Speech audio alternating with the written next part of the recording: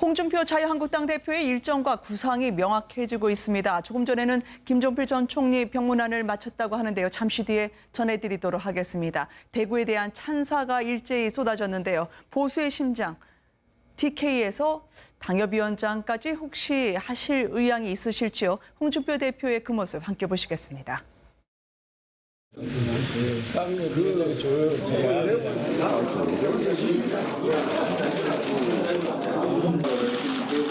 이게 얼마나 많은 애정을 갖고 앞으로 챙길 것인가를 강력적으로 특별히 감사를 드립니다.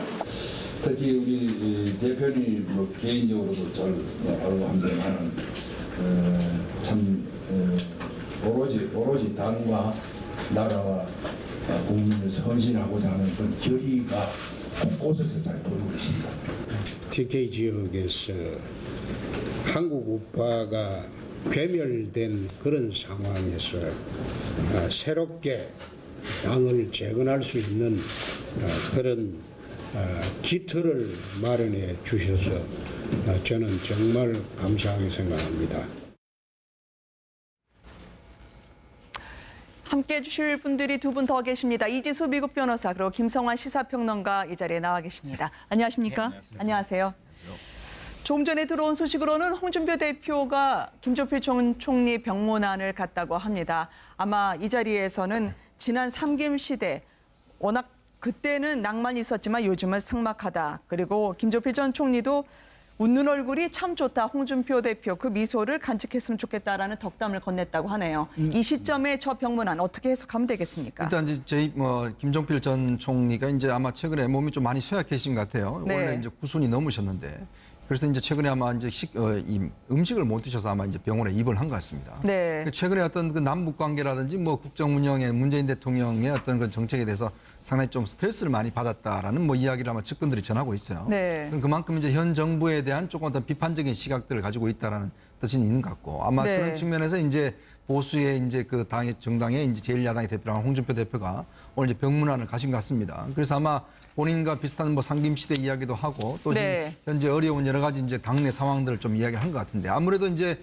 보수의 어떤 그 재건 뭐 이런 측면에서 봤을 때 사실은 이제 그 김종필 전 총리가 이제 보수의 어떤 뭐 상징처럼 지금 돼 있지 않습니까? 그렇죠. 그런 측면들과 자기의 이미지를 좀 어떤 면에서 보면 좀 상승 효과를 누리기 위한 뭐 그런 뭐 방문으로 뭐 해석해 볼 수가 있을 것 같습니다. 근데 저는 뭐 홍준표 대표가 지금 얘기한 상김 정치할 때는 뭐 낭만이 있었는데 요즘 네. 좀 삭막하다 이렇게 얘기한 부분이 좀 이해가 안 되는데요. 상김 정치 시대가 낭만이 있었다고 하는 얘기는 굉장히 치열하게 싸울 때 싸우더라도 또 극적으로 화해할 땐 또 화해하고 네. 서로 간에 동지애적인 게 서로 간에 있었거든요. 근데 그런 게 밑바탕에 깔려 있었기 때문에 싸울 땐 싸우더라도 또 같이 함께 할 때는 또 하는 그런 모습이 있었기 때문에 낭만적이다 이렇게 또 표현할 수 있을 것 같은데 홍준표 지금 대표의 경우에는 그런 낭만적인 거에서는 한참 좀 멀어지지 않았나 싶은 생각이 좀 들거든요. 네. 뭐 막말을 한다거나 아니면 뭐 과거 이력과 관련해서 자서전에 쓴 부분이라든가 이런 게 대선 기간 동안에 많이 논란이 됐었고 이 문재인 대통령하고 야당 대표들하고 만나는 부분도 뭐 뱁새는 아무리 하더라도 그냥 나는 황새의 길을 가겠다 이런 식의 어떤 얘기를 한다거나 이런 모습들이 과연 낭만을 찾아서 얘기를 할 정도의 어떤 모습들로 비교될 수 있을까 이런 부분에서는 약간 좀 회의적입니다. 청와대의 회동은요. 오찬을 드시는 건 결국 안 가는 것으로 확정이 되는 것 같습니다. 오늘 대체 일정이 공개되지 않았습니까?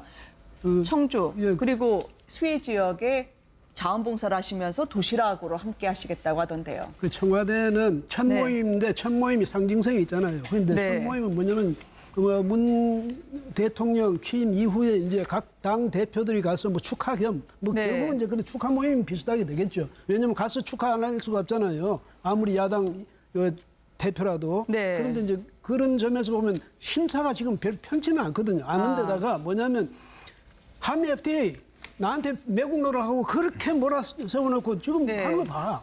이렇게 하면서 나한테 그렇게 하느냐. 왜 나한테 그럼 사과 안 하느냐. 만약에 이렇게 따지게 되면 어떡하느냐. 그러니까 말싸움하고 그런 데는 피하는 게 좋겠다. 이렇게 말했다는데 제가 네. 볼 때는 이제 뭐 글쎄요. 그건 있을지 모르지만 그것보다 이제 홍준표 대표로서는 바로 그런 자리에 가서 축하 모임 같은 데 가서 여럿 중에 하나로서 가서 축하드리고 이런 모양새는 취하고 싶지 않다. 적어도 제1야당의 대표로서는 만약에 청와대에서 1대1로 좀 봅시다. 이랬으면 갔을 수가 있겠죠. 네. 그런데 그래서 뭐냐면 다음부터는 오라면 언제든지 가겠다. 이렇게 이야기하는 것으로 봐도 자기 이 비중 같은 것을 좀 염두에 두고 그다음에 이렇게 할 때 나는 수해 현장에 네. 우리 국민이 고통스러워하는 현장에 내가 있었다.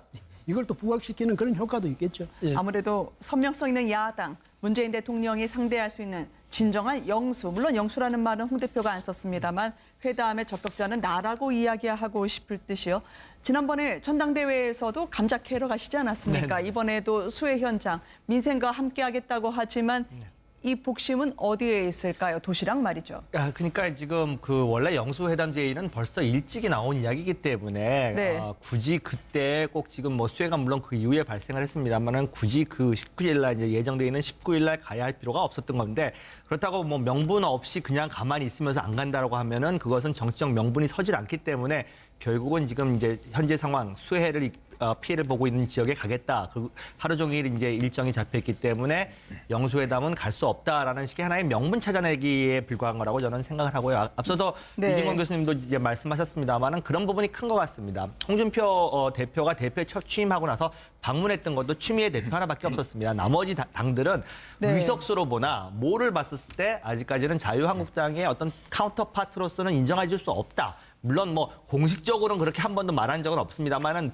지금 하고 있는 모든 행태들이 아직은 더불어민주당, 청와대, 그다음에 자유한국당 이런 1대1의 관계지 이것이 지금 5당 전체 중에 one of them, 그 중에 한 명으로서 나를 초대하는 거에 대해서는 응할 수 없다라고 하는 뭐 그런 복심이 아마 깔려 있는 게 아닌가 싶고요. 또 한 가지는 네. 그런 게 있습니다. 지금 대통령께서 이제 한미 정상회담과 이제 그 G20 회의를 갔다 온 거에 대한 설명을 해주겠다라고 했었을 때 뭐 그거 웬만한 거 언론에서 다 들을 수 있는 부분인데 네. 지금의 관계에 있어서 절대 어떻게 보면 끌려가는 모습으로 가지는 않겠다. 나도 역시 제1야당의 상당한 의석을 갖고 있는 당의 의석이다. 어떻게 보면 힘겨루기의 모양이긴 하겠는데요. 이 부분에 대해서 이제 이것을 청와대에서도 그 부분에 대해서 존중을 할 것인지 아니면 네. 지금과 같이 one of them, 그들 중에 하나의 당대표로 취급할지에 대해서는 정무적인 어떤 판단이 필요하다고 생각을 합니다. 네. 이 땅의 산업화를 이뤄서 5천 년의 가난을 벗어나게 해준 중심 세력 TK. 오늘 토론회에서는 서면을 대신 보냈습니다만 대구 그리고 TK 지역, 경북 지역에서의 홍준표 대표는 계속 목소리를 높이고 있는 것 같습니다. 이 당협위원장으로서는 본인이 좀 나름대로 생각이 있으신 것 같던데요. 글쎄요, 참 저는 좀 이해가 안 되는 부분이 사실 이제 홍준표 대표는 정말 이 보수 정권, 보수 정당, 네. 보수 정당의 정말 재건 이게 지금 굉장히 당면한 목표지 않습니까? 네. 사실 지금 그 새누리 자유한국당의 지지도를 보면 정말 형편없습니다. 그리고 또 연령별 지지도를 봐도 특히 20, 30대, 40대 같은 경우는 뭐 지지도가 상당히 안 나올 정도로 상당히 네. 위기지 않습니까? 또 지역적으로 봐도 사실 뭐 TK 이외 지역에서는 상당히 지지도가 예전보다 많이 떨어져 있죠.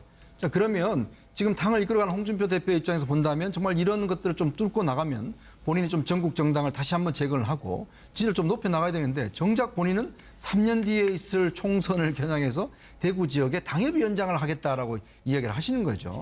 자, 그런 면에서 과연 이게 얼마만큼 설득력이 있을지 지금 상황에서 대구의 당협위원장이 무슨 의미가 있는 것인지 그리고 지금 뭐 당장 지금 또 뭐 국회의원 지금 총선을 지금 경쟁해야 될 그런 단계는 아니지 않습니까? 네. 근데 저 이야기 자체가 결국은 나는 나 살겠다. 나 살기 위해서 그냥 당선이 확신한 TK에 가서 빨리 지금 말도 꽂고 거기서 그냥 쭉 이제 국회의원 하겠다. 뭐 이런 뜻으로 또 당에서 비춰질 수가 있거든요. 한편 그런데 당에서는 뭐 보수 재건하겠다고 지금 토론회도 하고 반성해야 된다라고 많은 사람들이 이야기를 하는데 정작 본인은 지금 대구에 가서 그냥 당협위원장 하겠다고 한다면 다른 사람들이 과연 이런 문제를 어떻게 받아들일지 과연 이게 지금 보수의 혁신인지 저는 좀 상당히 좀 이해가 안 되는 국면이 있습니다. 한 두 가지 측면으로 설명할 수 있을 것 같은데요. 자유한국당 내부에서도 사실은 비판적인 의견이 나오거든요. 왜냐하면은 당대표로서 오히려 이제 보수 혁신을 이루기 위해서는 사지에 가가지고 거기에서 당대표의 어떤 위치를 다시 잡을 필요가 있는데 그런 네. 어떤 모습들이 보이지 않는다는 겁니다. 그러니까 홍준표 대표가 지난 대선 때 입에 달고 살았던 말이 뭡니까? 이순신 장군의 사직생이었습니다. 그때는 사직생 얘기하고 난 다음에 막상 당대표 되고 난 다음에 안전한 길, 편한 길만 가겠다 이렇게 얘기하니까 네. 당내에서도 그렇게 시선이 고운 것만은 아닌 것 같다 이런 생각이 드는데요. 이 두 번째로는 그럼 왜 그렇게 그러면 대구로 가려고 하느냐?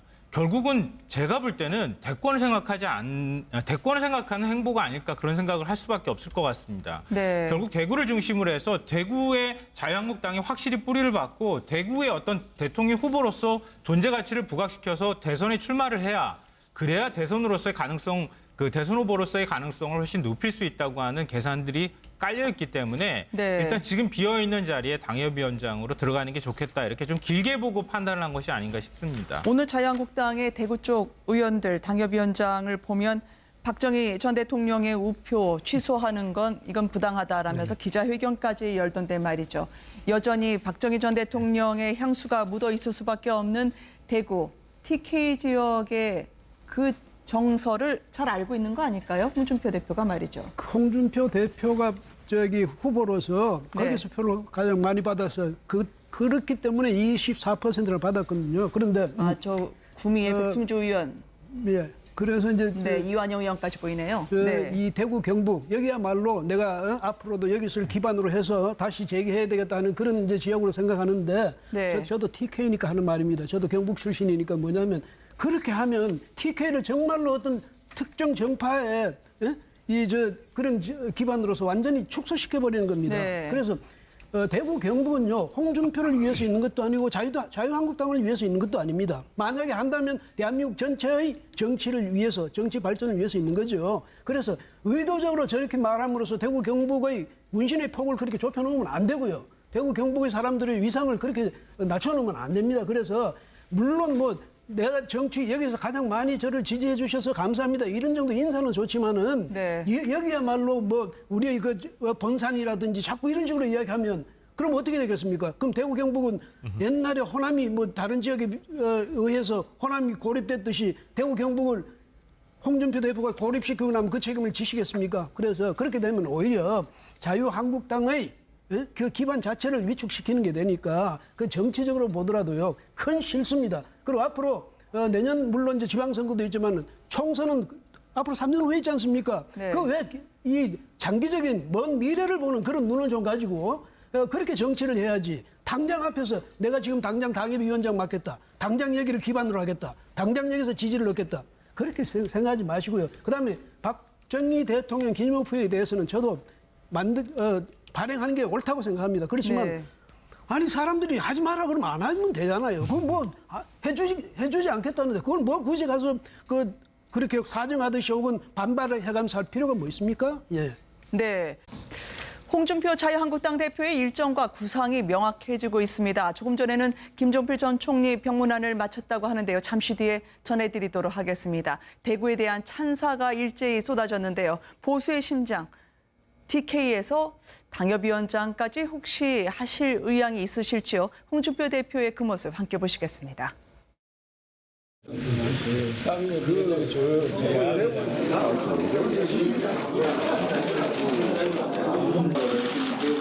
이제 얼마나 많은 애정을 갖고 앞으로 챙겨줄 것인가를 상징적으로 특별히 감사를 드립니다. 특히 우리 대표님 개인적으로도 잘 알고 합니다만 참 오로지 당과 나라와 국민을 선진하고자 하는 그 결의가 곳곳에서 잘 보이고 있습니다. TK 지역에서 한국 우파가 괴멸된 그런 상황에서 새롭게 당을 재건할 수 있는 그런 기틀을 마련해 주셔서 저는 정말 감사하게 생각합니다.